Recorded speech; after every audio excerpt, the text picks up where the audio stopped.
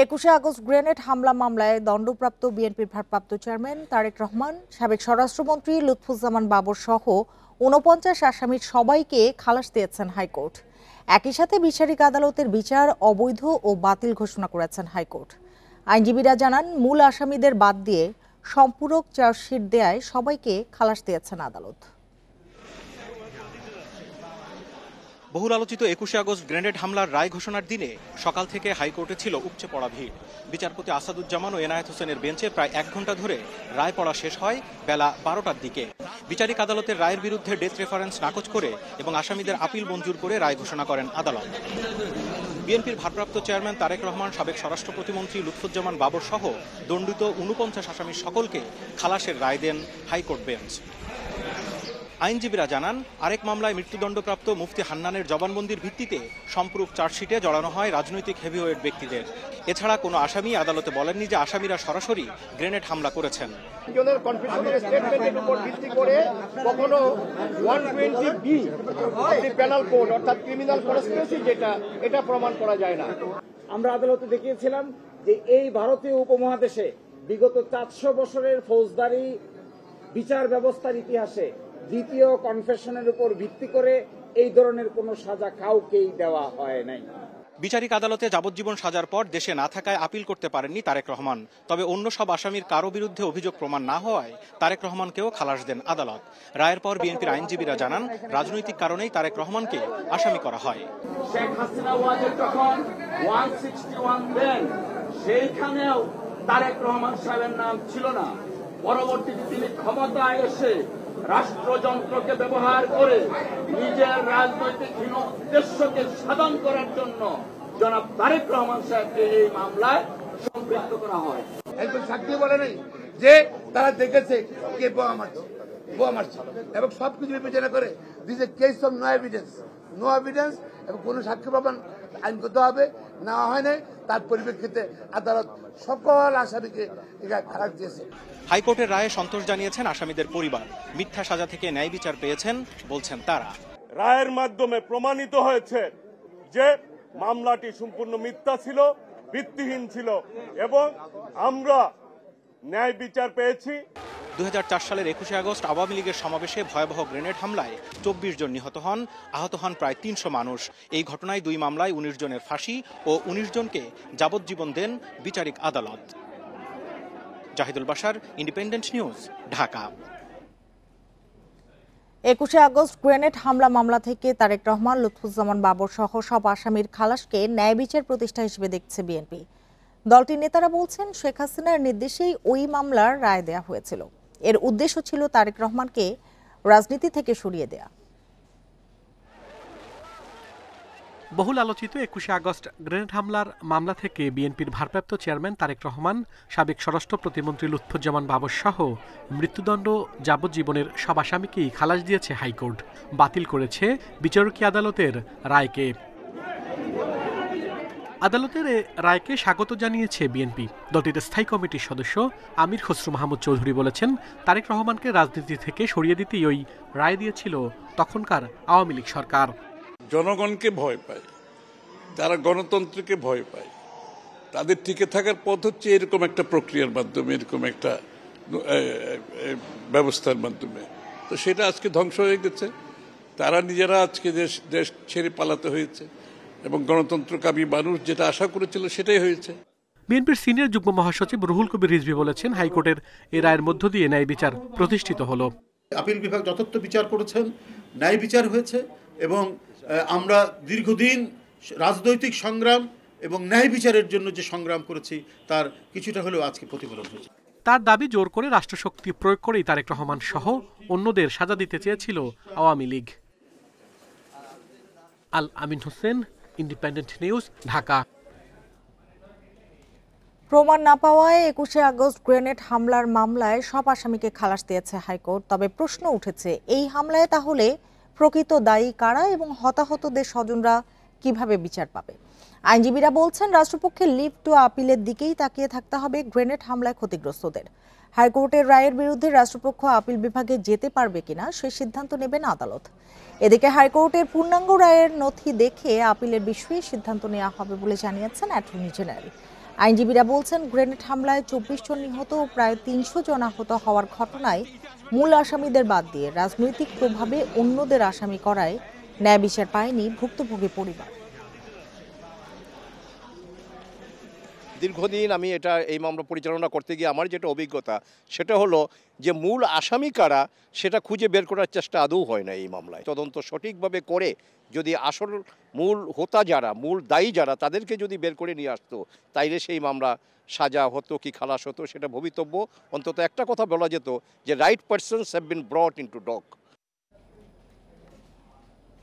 আওয়ামী লীগের 15 বছরে গড়ে প্রায় $16 বিলিয়ন পাচার হয়েছে। শ্বেতপত্র প্রণয়নে গঠিত কমিটির প্রতিবেদনে এ তথ্য উঠে এসেছে। দুপুরে শ্বেতপত্র কমিটির প্রধান দেবপ্রিয় ভট্টাচার্যের নেতৃত্বে গঠিত কমিটি প্রধান উপদেষ্টার কাছে প্রতিবেদন জমা দেন। প্রধান উপদেষ্টার প্রেস উইং এ তথ্য জানিয়েছে। আনুষ্ঠানিকভাবে প্রতিবেদন প্রকাশ করা হবে আগামীকাল। এ টাকা ফিরিয়ে আনার ব্যবস্থা করা হবে বলে জানিয়ে প্রধান উপদেষ্টার প্রেস সচিব শফিকুল আলম বলেন, চুরির অবশ্যই বিচার হবে এবং কেউ ছাড় পাবে না। জানা গেছে 30টি অধ্যায়ে সন্নিবেশিত হয়েছে দুর্নীতির বর্ণনা। অনিয়মের ফিরিস্তি তুলে ধরার পাশাপাশি এতে রয়েছে প্রতিবেদনের ভূমিকা, উপসংহার ও অন্যান্য সংযুক্তি।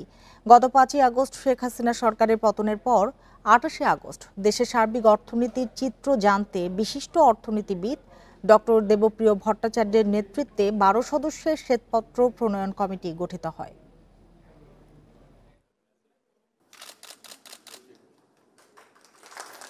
প্রফেসর ইউনূস এটা যখন এটার উপরে বলতে গিয়ে বললেন যে মানে এটা শুনে আমরা আতঙ্কিত, কি ভয়াবহ একটা, মানে আমাদের রক্ত হিম করার মতো অবস্থা।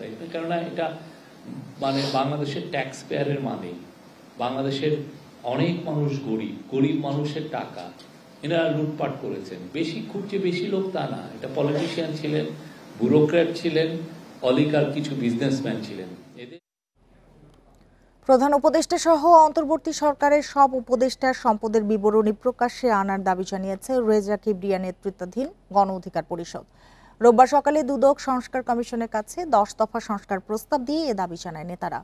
তাদের প্রস্তাবগুলোর মধ্যে রয়েছে সবার আগে কমিশনের দুর্নীতিবাজদের খুঁজে বের করতে হবে। আরও রয়েছে প্রতি বছর সরকারি কর্মকর্তা ও তাদের পরিবারের সম্পদের হিসাব প্রকাশ করতে হবে। প্রতিটি থানায় থানায় দুদক অফিস গঠন, জাতীয় দুর্নীতি বিষয়ক হেল্পলাইন গঠন করতে হবে। প্রতিটি ইউনিয়নে 15 সদস্যের দুর্নীতি বিরোধী কমিশন গঠনেরও দাবি জানিয়েছে দলটি।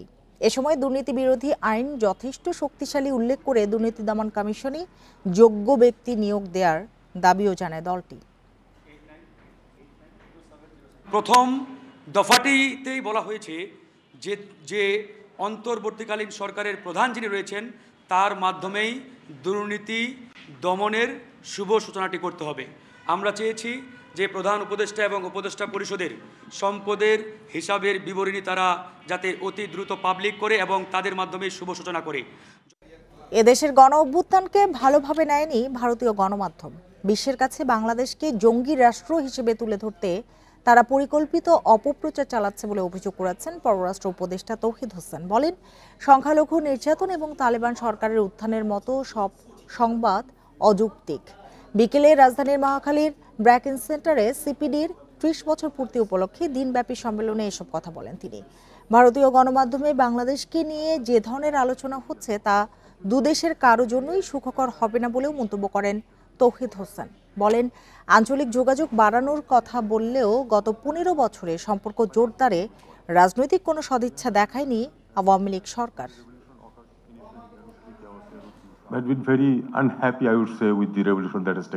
ভারতীয় গণমাধ্যম বাংলাদেশের গণ অভ্যুত্থান নিয়ে খুশি নয়। তারা এদেশকে জঙ্গি রাষ্ট্র হিসেবে বিশ্বের কাছে তুলে ধরতে পরিকল্পিত অপপ্রচার চালাচ্ছে। এদেশে সংখ্যালঘুরা নির্যাতিত হচ্ছে এবং তালিবান সরকারের উত্থান হচ্ছে এমন অযৌক্তিক প্রচারণাও চালাচ্ছে ভারতীয় গণমাধ্যম। স্বৈরাচারী শাসনামলেও জনগণের চাহিদা ও মত প্রকাশে বড় ভূমিকা রেখেছে গবেষণা প্রতিষ্ঠান সিপিডি। রোববার রাজধানীতে সিপিডির 30 বছর পূর্তি অনুষ্ঠানে বক্তারা বলেন, স্বৈরাচারের পতনের পরও দায়িত্ব নেওয়া অনেকেরই মনস্তাত্ত্বিক পরিবর্তন হয়নি। অনুষ্ঠানে এক ভিডিও বার্তায় সমতা ও ন্যায়ভিত্তিক সমাজ প্রতিষ্ঠায় আগামীতেও সিপিডিকে জোরালো ভূমিকা রাখার আহ্বান জানান প্রধান উপদেষ্টা। স্বৈরশাসক এরশাদের পর গণতান্ত্রিক শাসনের পথে হাঁটা শুরু হলেও সংসদ পুরোপুরি কার্যকর করা যায়নি। রাজনৈতিক দলগুলোর মধ্যে বিভাজন, অনৈক্য ছিল স্পষ্ট। এতে জনগণের চাওয়া পাওয়ার হিসেব মেলাতে নীতি গ্রহণে আলোচনার ঘাটতি দেখা দেয়। এমন প্রেক্ষাপটে বেসরকারি গবেষণা সংস্থা সিপিডি গঠিত হয়। সংসদ যখন আলোচনার পরিবেশ হারায় তখন এর বাইরে রাজনৈতিক দল ও সুশীল সমাজের কথা বলার জায়গা করে দিয়েছে সিপিডি। বিগত সরকার শেষ দিকে মুক্ত আলোচনার সব দরজাই বন্ধ করে দিয়েছিল। এমনকি দায়িত্বশীল মন্ত্রীরা সিপিডির বাজেট আলোচনায় অংশ নিত না। এ সময় বিদায়ী আওয়ামী লীগ সরকারের সমালোচনা করে বিএনপি নেতা আমির খসরু মাহমুদ চৌধুরী বলেন, সরকার জনগণের ভোটের অধিকার কেড়ে নেয়ার পর ক্ষমতা দীর্ঘায়িত করতেই অন্যান্য অধিকারও খর্ব করে। সত্যিকার ডেমোক্রেসি থেকে আমরা বেনিফিট করতে চাইলে এই যে কন্টিনিউয়াস প্রসেস অফ যে কাজটা সিপিডিও করছে পার্টলি, যে এই যে কন্টিনিউয়াস অ্যাকাউন্টেবিলিটি যে বিষয়টা আছে, এভরিডে অ্যাকাউন্টেবিলিটি, এই অ্যাকাউন্টেবিলিটি আমাদেরকে আনতে হবে। মতবিনিময়ে সাংবাদিক মাহফুজ আনাম বলেন, স্বৈরাচারের পতন হলেও দায়িত্বশীলদের মননে এখনও পরিবর্তন আসেনি। অর্থনীতিবিদ আবু আহমেদ জানান, আইএমএফের পরামর্শে করা মুদ্রানীতি দেশের অর্থনীতির ক্ষতি করছে। Monetary policy we are pursuing, এটা আমার কাছে মনে হয় একটু ড্যামেজিং হচ্ছে।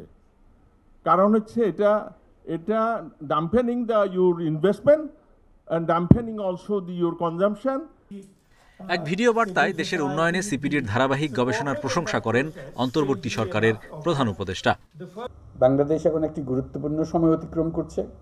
আমি আশা করি সিপিডি অতীতের মতোই বর্তমানে ও আগামীতে তার বুদ্ধিবৃত্তিক অবদান অব্যাহত রাখবে। অনুষ্ঠানে সিপিডির ৩০ বছরের পথ চলার নানা চ্যালেঞ্জ ও উত্তরণের অভিজ্ঞতাও তুলে ধরেন বক্তারা।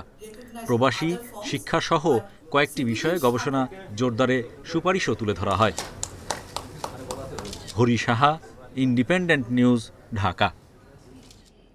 দেশের ক্রান্তিকালে সবসময় পাশে দাঁড়িয়েছে সেনাবাহিনী। সবাই মিলে কাজ করলে সংকট দূর করা সম্ভব বলে জানান সেনাপ্রধান জেনারেল ওয়াকারুজ্জামান।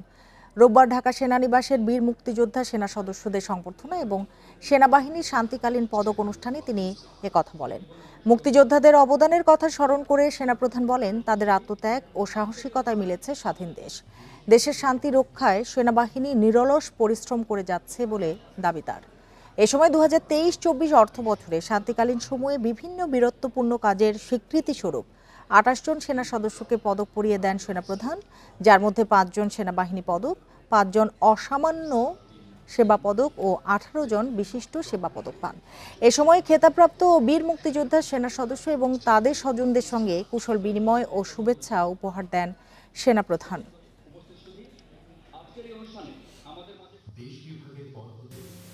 দিনরাত সেনা সদস্যরা পরিশ্রম করে যাচ্ছে দেশের আইন শৃঙ্খলা রক্ষার কাজে। আমরা সবাই মিলে যদি কাজ করি, ইনশাল্লাহ আমরা এই দেশের এই ক্রান্তির লগ্ন থেকে দেশকে উদ্ধার করতে সক্ষম হব, একটা শান্তি সুশৃঙ্খল ভবিষ্যতের দিকে যেতে সক্ষম হব। চট্টগ্রামে আইনজীবী সাইফুল ইসলাম আরিফ হত্যার প্রতিবাদে 2 দিন কর্মবিরতির পর স্বাভাবিক হয়েছে আদালতের কার্যক্রম। এদিকে রাষ্ট্রদ্রোহের মামলায় চিন্ময় কৃষ্ণ দাসের জামিন শুনানি হওয়ার কথা থাকলেও তা পিছিয়ে মঙ্গলবার করা হয়েছে। তবে সকাল থেকে আদালত চত্বরে নিশ্চিত করা হয় কড়া নিরাপত্তা। আইনজীবী সাইফুল হত্যাকাণ্ডের প্রতিবাদে চট্টগ্রামে বুধবার থেকে আদালত বর্জন করেন আইনজীবীরা। 3 দিন পর পরিবারের পক্ষ থেকে মামলার পর স্থবিরতা কাটিয়ে আজ থেকে কাজে ফিরেছেন আইনজীবীরা। সচল হয়েছে সব আদালতের কার্যক্রম। এ কদিন আদালত বন্ধ থাকায় ব্যাহত হয় বিচার কার্যক্রম।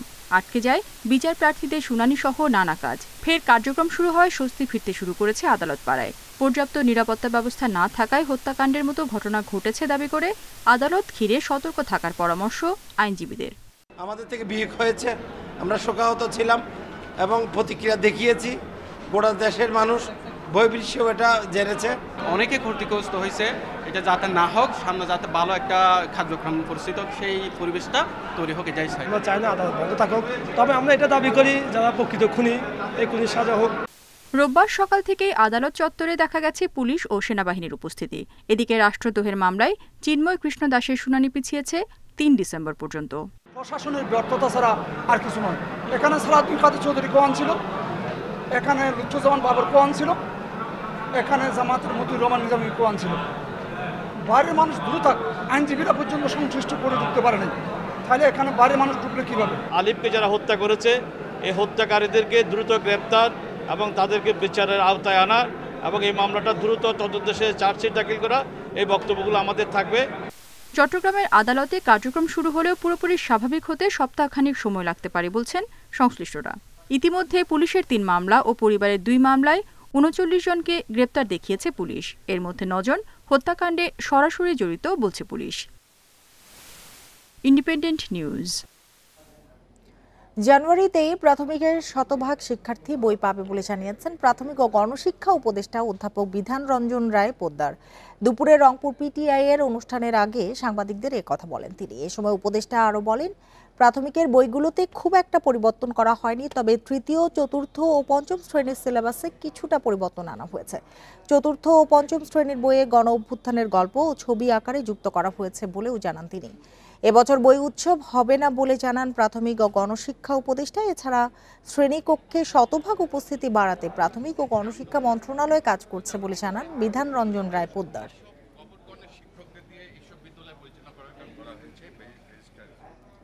জলবায়ু পরিবর্তনের কারণে শীতকালেও বাড়ছে ডেঙ্গুর প্রকোপ। ডেঙ্গুর পাশাপাশি এডিস মশা থেকে সংক্রমিত চিকুনগুনিয়া ও জিকা ভাইরাসে আক্রান্ত হওয়ার আশঙ্কা রয়েছে। রোববার দুপুরে সিডাব মিলনায়তনে ডেঙ্গু সচেতনতা বিষয়ক আলোচনায় সভায় বিশেষজ্ঞরা এসব কথা বলেন। ডেঙ্গুতে আক্রান্ত ও প্রাণহানি 2 বাড়ছে।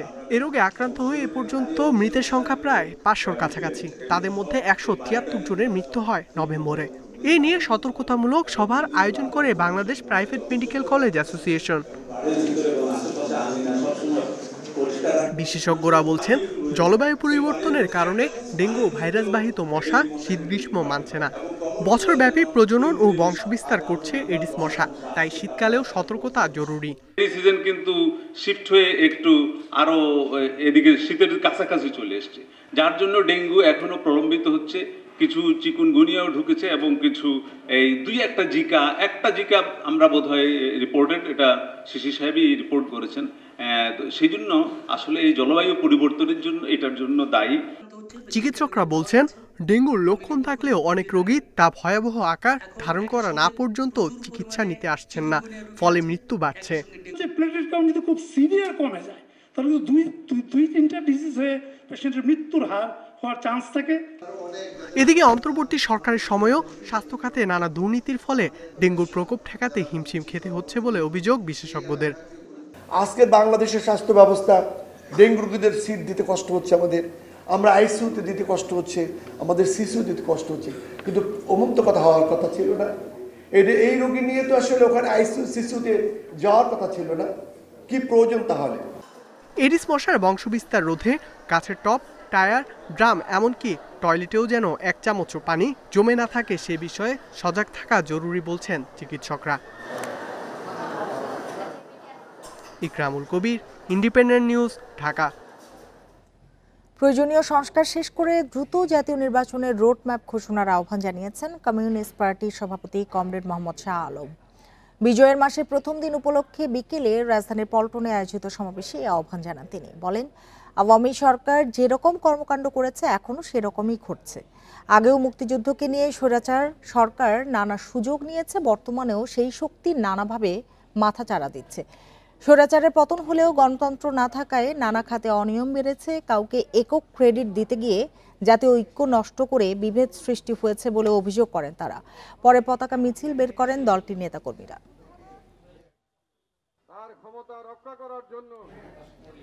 ছাত্র জনতার গণ অভ্যুত্থানে এবার ভিন্ন প্রেক্ষাপটে শুরু বিজয়ের মাস ডিসেম্বরের। বৈষম্যহীন দেশ গড়ার যে স্বপ্নযাত্রা শুরু হয় তা সামনে এগিয়ে নিয়ে যাওয়ার দাবি সবার কণ্ঠে। মুক্তিযুদ্ধের সংগঠক ও ইতিহাসবিদদের মতে জন আকাঙ্ক্ষার বাংলাদেশ বিনির্মাণে প্রয়োজন জাতীয় ঐক্যের, সততা, দেশপ্রেম ও গণতন্ত্রের বিকল্প নেই। জুলাই বিপ্লবে ছাত্র জনতার বিজয়ের পর এবার ভিন্ন এক আঙ্গিকে শুরু বিজয়ের মাস, নতুন পটভূমিতে তারুণ্যের উদ্দীপনা। 5 আগস্ট স্বৈরাচারের পতনে এবারের বিজয় দিবস নিয়ে শোষণ মুক্তি, বৈষম্যহীন সমাজ প্রতিষ্ঠার প্রত্যাশা গণমানুষের। বিশিষ্টজনরা বলছেন, মুক্তিযুদ্ধের অসমাপ্ত কাজকে সমাপ্ত করার জন্য ২৪-এর গণ অভ্যুত্থান তার ভিত হিসেবে কাজ করবে। বৈষম্যহীন, অসাম্প্রদায়িক, সংবেদনশীল ও মানবিক সমাজ তৈরিতে ভূমিকা রাখবে ছাত্র জনতার আত্মত্যাগ। একটা স্বাধীন সার্বভৌম বাংলাদেশ দেখতে পাওয়া, বাংলাদেশকে একটি কল্যাণ রাষ্ট্ররূপে দেখতে চাই, একটি সমৃদ্ধ বাংলাদেশ দেখা, এটাই আমার আগ্রহ। সব রাজনৈতিক দল মিলে, ছাত্র জনতা মিলে আমরা একটি ঐক্যবদ্ধ বাংলাদেশ দেখতে চাই, যে এই বাংলাদেশের স্বাধীনতা সার্বভৌমত্বের প্রতি কেউ কোনো রকম ক্ষতি করতে না পারে।